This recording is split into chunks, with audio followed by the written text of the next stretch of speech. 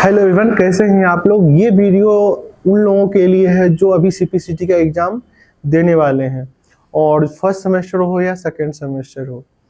आप लोग जब भी एग्ज़ाम देने के जाएंगे तो कुछ इन खास बातों का ध्यान रखें। जब भी आपको क्वेश्चन पेपर आपके हाथ में आए तो उसको पहला जो पेज होता है उनको अच्छे से पढ़ें, उनको समझें कि कितने नंबर का क्वेश्चंस हैं, कितने यूनिट में दिया हुआ है और कौन कौन से क्वेश्चन को अटेंड करना है। यहाँ पे एक और अथवा और का ऑप्शन दिया रहता है, जिसको आपको देख के समझना रहेगा कि अगर एक यूनिट में 2 क्वेश्चंस दिए हुए हैं और बीच में और लगा हुआ है तो ऊपर के एक क्वेश्चंस या नीचे के क्वेश्चंस कोई में से एक करना है आपको। और पहली बात का ध्यान ये रखना है आपको कि प्रत्येक यूनिट में प्रत्येक एक एक क्वेश्चन को आपको बनाना रहेगा। ऐसा नहीं है कि आपने 2 घंटा टाइम बिल्कुल 2 यूनिट पे दे दिया और लास्ट का 3 यूनिट यूं ही रह गया और लास्ट का 1 यूनिट रह गया, तो ऐसे में आप फेल हो सकते हैं। इस चीज़ का विशेष ध्यान रखें और एक टाइम मैनेजमेंट जो करके चलें स्टार्टिंग से, कि आप जब पेपर स्टार्ट हुआ आपका, जिस टाइम में स्टार्ट हुआ है तो उस हिसाब से कंटिन्यू करें कि आपका पेपर कितने घंटे का। मान लो आपका पेपर 3 घंटे का, तो ये 3 घंटा जो है लिखा हुआ आपके क्वेश्चन पेपर रहेगा। ठीक है, 3 घंटा को मैनेज करके रखें कि एक एक क्वेश्चन पे आपको कितना टाइम देना है उस हिसाब से। ठीक है, और कितने पेज आपको फिल करने हैं, तो इसीलिए इस चीज़ को टाइम मैनेजमेंट लेके चलें। और टाइम टेबल जब आप लोग को कोई बोले कि इतने सब्जेक्ट इतने इतने तारीख को है तो बिल्कुल ध्यान ना दें।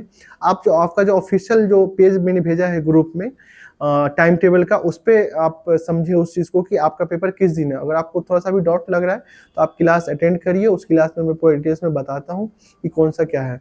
और सबसे इम्पोर्टेंट क्वेश्चन है कि एक क्वेश्चन कितने मार्क्स का है, ये भी इम्पोर्टेंट है। तो वो स्टार्टिंग में जब आप पढ़ेंगे अच्छे से एक एक पॉइंट को ना, तो बिल्कुल आपको क्लियर हो जाएगा कि एक क्वेश्चन आपको कितने मार्क्स के हैं और आपको कितने मार्क्स के हिसाब से लिखना है। अगर कोई क्वेश्चन 10 मार्क्स का है तो अप्रोक्स उसको 3 से 4 पेज में जरूर लिखें, ताकि और अच्छे से हो पाए। और टोटल और पूरा कॉपी फिल करने की कोशिश करें, क्योंकि एग्जाम्स में आप सिर्फ पॉइंट टू पॉइंट लिखेंगे तो हो सकता है टीचर्स जो चेक कर रहे हैं अगर उनको नहीं अब पता चल पाया कि ये पॉइंट टू पॉइंट में है तो नंबर कम हो सकता है। इसीलिए क्वेश्चन को डिटेल्स में लिखें, उसको अच्छे से समझाएं और अपनी लैंग्वेज में लिखने का कोशिश करें। बिल्कुल बुक का रेफरेंस जरूर लें, लेकिन लिखने की कोशिश अपने हिसाब से करें, ताकि सामने वाले को समझ में आए कि भाई आंसर क्या देना चाह रहे हैं।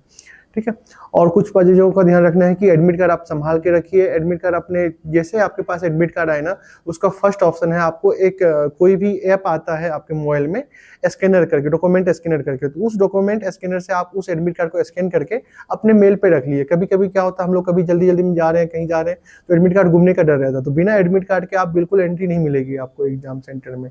ठीक है, और टाइम का खास ध्यान रखें इस चीज़ को लेकर, क्योंकि पीजीडीसीए का फर्स्ट शिफ्ट में है और टाइम आप लोगों को टाइम टेबल पे मिल जाएगा, और डीसीए का सेकंड शिफ्ट में, तो इसका बिल्कुल ध्यान रखें और डेट का भी ध्यान रखें। और एक साथ में एक ओरिजिनल आईडी कार्ड, जैसे आधार कार्ड हो गया, पैन कार्ड हो गया, वोटर आईडी कार्ड हो गया, ये जरूर रखें इस चीज़ को लेकर, ताकि आप आइडेंटिटी कर पाए कि हाँ, जो स्टूडेंट बैठा है उसी का पेपर्स वो दे रहे हैं। नहीं तो अदरवाइज आपको हो सकता है एंट्री ना मिले वहाँ पे, तो आप उसमें परेशान होंगे।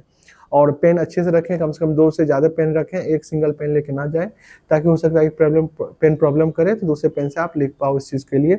और काफ़ी कुछ चीज़ें ध्यान रखने के लिए, और भी वीडियोस बनाऊंगा मैं इस चीज़ को लेके। आप रेगुलर वीडियो देखते रहिए और लाइक कमेंट सब्सक्राइब जरूर करें।